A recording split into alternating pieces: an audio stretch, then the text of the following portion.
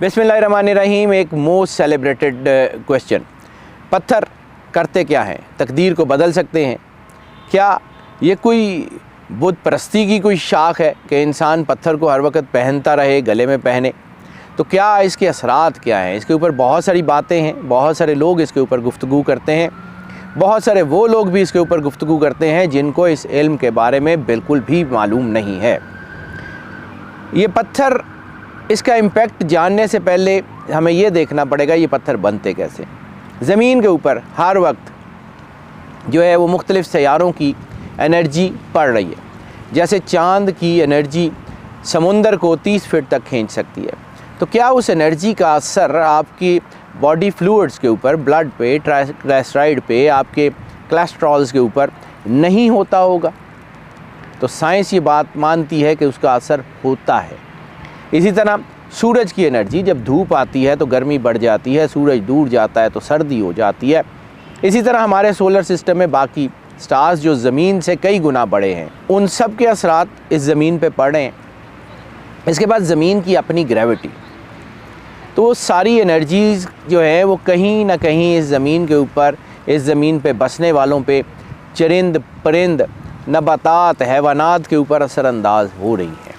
हत्ता कि वो जमादात के ऊपर असरअंदाज होती हैं। ज़मीन के अंदर ये जो वाइटामिन्स बनते हैं, कैल्शियम, पोटाशियम, मिनरल्स डेवलप होती हैं, वो भी इन्हीं एनर्जीज़ की वजह से होती हैं। अब होता ये है कि बाज़ औक़ात किसी एक पॉइंट के ऊपर, एक सेंटर पॉइंट के ऊपर, ज़मीन के ऊपर जो एनर्जीज़ पड़ी होती हैं वो इकट्ठी हो जाती हैं। वैसे ही जैसे जो है वो लेंस के अंदर, जैसे आतिशी शीशे के अंदर सूरज की शुआएँ इकट्ठी हो जाती हैं तो आग लगा देती हैं। वैसे धूप कुछ नहीं कहती, वैसे धूप फ़ायदेमंद है, लेकिन उस एक लेंस में जब वो इकट्ठी होती हैं तो आग लगा देती हैं। इसी तरह जब वो एनर्जी एक जगह इकट्ठी होती है तो वो अपनी ताकत बढ़ाना शुरू करती है। एक वक्त आता है कि वो एनर्जी पर्सोनिफाइड हो जाती है, यानी वो एनर्जी एक शक्ल ले लेती है, एक रंग ले लेती है, एक शक्ल ले लेती है। अब उसमें क्रिस्टल्स डेवलप होते हैं। वो क्रिस्टल्स, वो पत्थर, वो ज़मीन की तहों में बनने वाले, उनके अंदर एक बहुत अटमोस्ट किस्म की एनर्जी होती है। जब वो एनर्जी आप वहाँ से बाहर निकालते हैं तो उसको आप फिर पहनते हैं गले में, हाथ में। उसके बाद फिर हम आपको सजेस्ट करते हैं कि फ़लाँ पत्थर पहने तो फ़लाँ उंगली में पहने, गले में पहने, दाएँ हाथ की छोटी उंगली में पहने, रिंग फिंगर में पहने, शहादत की उंगली में पहने। मुख्तलिफ़ हालात के मुताबिक उसको हम बताते हैं कि इस उंगली में ये पत्थर पहन लें। दो तरह से पत्थर सजेस्ट किए जाते हैं। एक वो कि जो आपकी पॉजिटिव एनर्जी की एनहेंसमेंट का या उसको बढ़ाने का बायस बनते हैं। दूसरे वो जो आपकी नेगेटिव एनर्जी को कंट्रोल करने का बायस बनते हैं। तो बिला वजह आप ऐसे अगर पत्थर पहन लेंगे तो उसकी एनर्जी आपकी बॉडी से जो है वो कंट्राडिक्ट भी कर सकती है, आपको सपोर्ट भी कर सकती है। यानी अगर आपके अंदर आपके ब्रेन एंड हार्ट न्यूरॉन्स, इंसान के अंदर दो जगह पे फ़ैसला साजी की ताकत है। ब्रेन न्यूरॉन्स में, इसको आप और आम लफ्ज़ों में शऊर कह लें, और हार्ट न्यूरॉन्स में, इसमें आपकी बॉडी की मूवमेंट सारी वहाँ से कंट्रोल होती हैं। तो उसकी वजह से आपके अंदर, आपकी बॉडी के अंदर इम्यूनिटी रहती है, वो सारी चीज़ें, आपकी बॉडी में ताकत रहती है। तो जब ये पत्थर आप पहनते हैं किसी भी एक जगह, तो उसकी एनर्जी एक इंजेक्शन की तरह आपकी बॉडी के अंदर जाना शुरू होती है।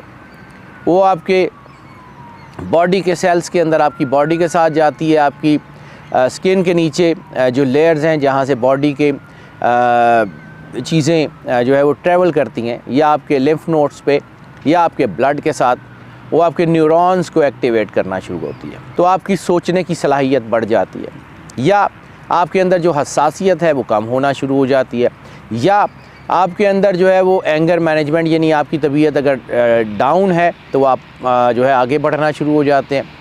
तो उसी के मुताबिक से, जैसे डॉक्टर आपको दवाई सजेस्ट करता है कि अगर आपके अंदर वीकनेस है तो फ़लाँ विटामिन की टैबलेट ले लें, तो ये एक समझ लें कि एक तरह के ये जो स्टोन्स हैं ये विटामिन्स हैं।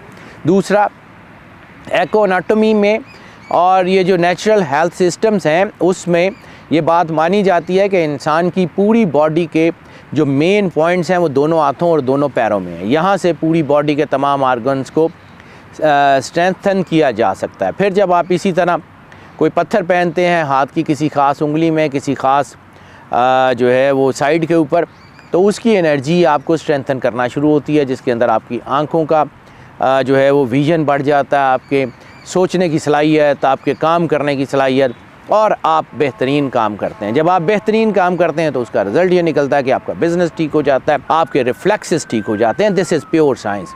इस इल्म का जो है वो किसी भी रिलीजन से कोई इतना ज़्यादा लेना देना नहीं है। हाँ, इस बात पे भी जो है वो कंसेंसस है कि पूरे जितने भी बड़े रिलीजन हैं, मालूम रिलीजन हैं, ख़ास तौर पे दीन इस्लाम, तो इसमें कुछ पत्थरों को बहुत ज़्यादा सिग्निफिकेंस है।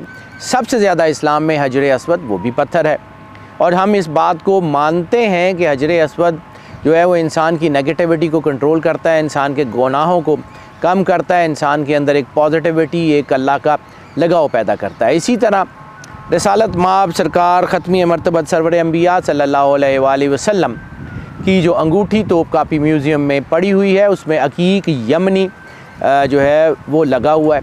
अकीक यमनी जो है उसके असरात ख़ास तौर पर रिसालत माब की अंगूठी की एक ख़ास डायमेंशन है, यानी वो स्क्वायर कट है और ऊपर से स्लैंटिंग है, तो उसके 8 एज बनते हैं, यानी 4 ऊपर और 4 नीचे, 8 एज की वो अंगूठी है। तो कलर उसका सुर्ख है। तो हमारे यहाँ ये जो एक बहुत बड़ी एक जो है वो बनाई जाती है कि साड़ सती हो गई, ढाइया हो गया, नेगेटिव असरात हो गए, तो उसके इलाज के लिए दुनिया की जो सबसे बड़ी रेमेडी मेरे इल्म के मुताबिक है वो सुर्ख यमनी अकीक उसी स्क्वायर कट में है।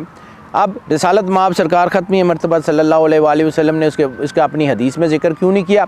तो सरकार की ज़ात किसी भी ऐसे इल्म से बहुत बालातर है। सरकार की ज़ात कायनात की सबसे प्राइम ज़ात है। सरकार को ये ज़ेब ही नहीं देता वो इस किस्म की बातें जो है वो अपनी ज़ुबान अतर से बयान करें। हाँ, रिसालत माब ने चूँकि ख़ुद पहना है तो फिर इसकी सिग्निफिकेंस जो है वो बहुत ज़्यादा। इसी तरह मौला कायनात इमाम अली अलैहिस्सलाम ने जो है वो फ़िरोज़े का ज़िक्र किया, आपने ख़ुद भी पहना।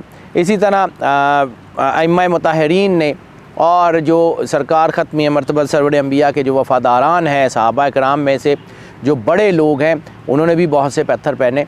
बहुत से लोगों से बहुत से पत्थर मंसूब हैं।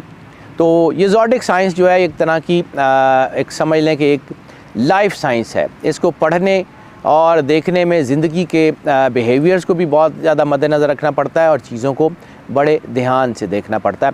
और ऐसे ही किसी के बारे में ये कह देना कि जी ये ऐसा नहीं है, ऐसा हो नहीं सकता, तो जब तक आपके पास मुकम्मल इल्म ना हो किसी चीज़ को डिनाई नहीं करना चाहिए। बस ये समझ लें कि this is a pure science, this is the life path. बिल्कुल वैसे ही जैसे आप महकमा मौसमियात के बताए हुए हालात के मुताबिक अपने टूर प्लान करते हैं कि किसी ऐसी जगह जा रहे हो जहां आपको ख़दशा हो कि अब बर्फ़बारी हो जाएगी, रास्ते बंद हो जाएंगे, तो आप महकमा मौसमियात से इन्फॉर्मेशन लेते हैं।